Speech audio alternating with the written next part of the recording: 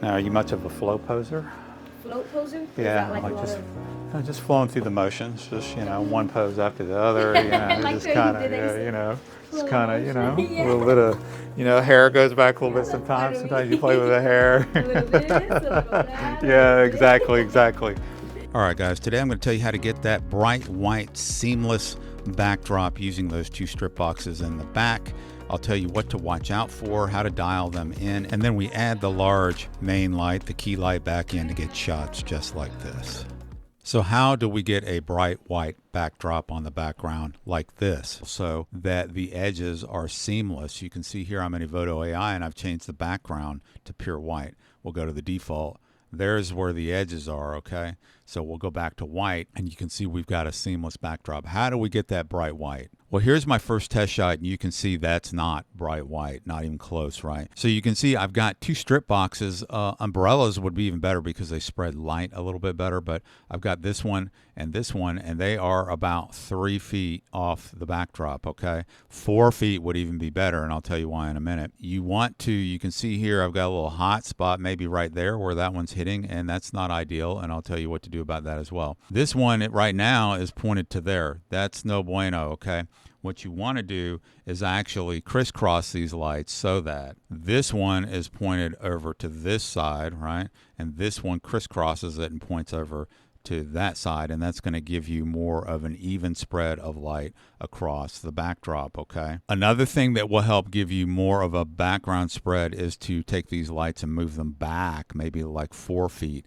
The light is going to spread out more the further that you pull them back, but as you pull them back, you need to increase the power to get the same amount of light, okay? I'll give you an example, sort of an analogy in your brain of how that spread works. If you held a flashlight and you were standing right up against this backdrop here, and you pointed the flashlight right in the middle and you're right there in front of it, you're going to get a very intense beam of light right there. But as you start to move backwards, right, that beam is going to increase and get wider. It's the same thing with these soft boxes. As you pull them back, the beam is going to get wider and you're going to get more of an even spread of light across the backdrop. But to get the same amount of power, you're going to need to turn the power on the flashes up as you move them back, okay? Hopefully that makes sense. Now you can see the second test shot, not quite there yet. Moving the lights around, crisscrossing them a little bit better till I get here, and we're still looking a little bit better, but we're not there.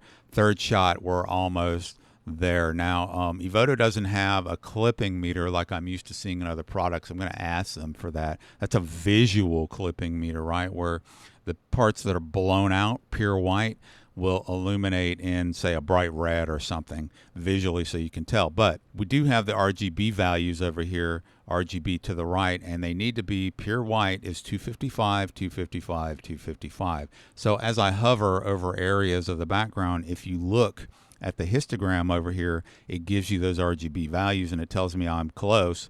I'm in the ballpark here between 251 and 253, but it's not quite perfect yet. Now, by the time I got over here, I had my soft boxes set up pretty well.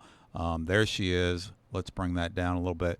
And let's make the background white again, and you can see that I've got it seamless, right? Now, one thing to watch out for is turning these lights up, these flashes up so bright that you're blowing out the model, okay? That's not what you want to do. And the way to look out for that is you place the model in your scene, right? And I think I had her about a foot away from in front of the lights, okay? And you can see that on the sides here, that light is leaking onto the model. It's when you hit that backdrop with those lights, I mean, the light is going everywhere. It's bouncing off that white backdrop and it's bouncing onto her and it's bouncing back at you, right? If you have them turned up too high, you're going to have too much light hitting her shoulders and the sides of her face, and you're going to have a loss of contrast. So if you notice that your blacks look like you have, the shadows pumped up or something, that means those lights, two things, they're either turned up too bright, but if you've got them dialed, that means you need to move her away from them some more. So get her about maybe 3 feet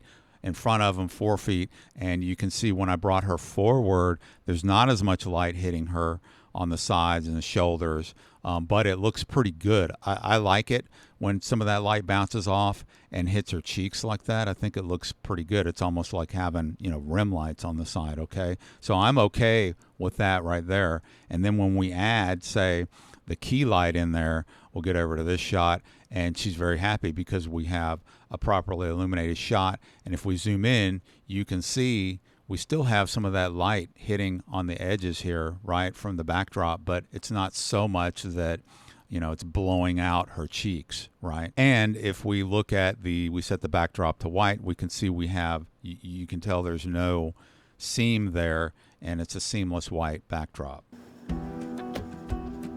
So I'm backing up and zooming in so I can fit her on the backdrop.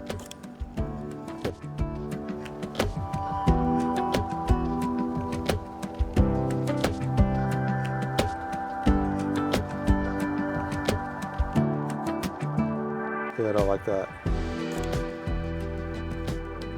And do you pose in the mirror? Do you practice at home? No, that's how else are you gonna do it, right? When I'm there. Right. Before I leave.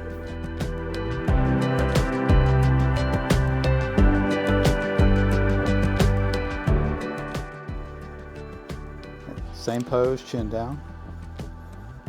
Look straight on. Remember when you were doing this? Yep, and then I want chin down just a little bit, yep.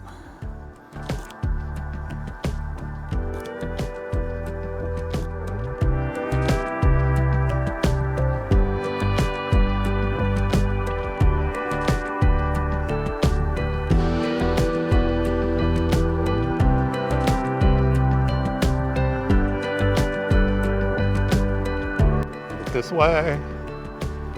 Smile because you're happy. Just happy. pretend if you're not, right? Pretend.